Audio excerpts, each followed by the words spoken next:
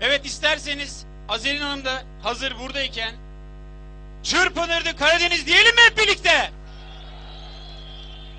Peki, mikrofon Azer'in Hanım'da. Taksim şöyle bir inlesin. Dediğim gibi dünyanın dört bir yanında şu an 26 Şubat 1992'deki yaşanan o trajedi, o soykırım, o katliam her yerde dünyanın dört bir yanında. Bütün dünya bizi dinliyor. Duyalım sizi. Hep beraber lütfen. Yaşasın Azerbaycan, yaşasın Türkiye. Çırpınırdın Karadeniz, bakıp Türk'ün bayrağına. Çırpınırdın Karadeniz, bakıp Türk'ün bayrağına. Ah ölmeden bir görseydim, düşebilsem toprağına. Ah ölmeden bir görseydim, düşebilsem toprağına. Bayrakları görelim, bayraklar.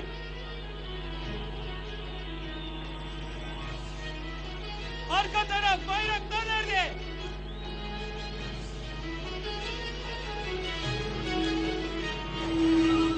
Sırmalar sarsam koluna, inciler düşsem yoluna.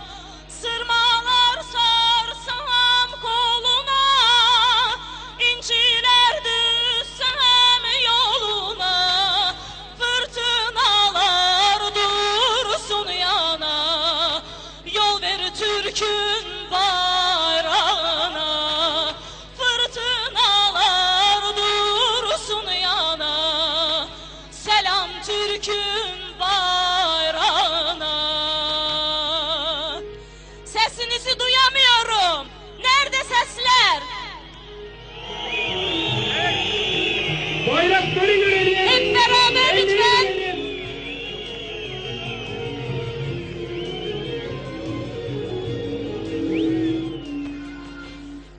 Kafkaslardan aşacağız, Türklüğe şan katacağız.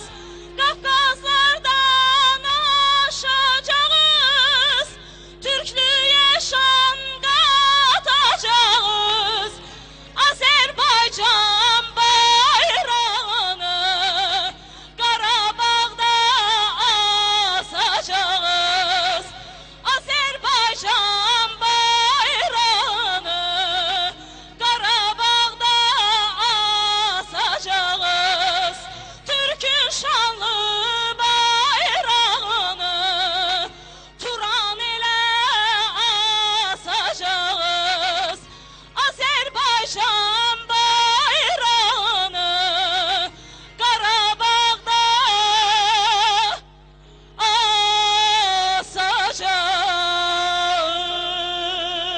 asacağız. İnşallah Allah büyüktür.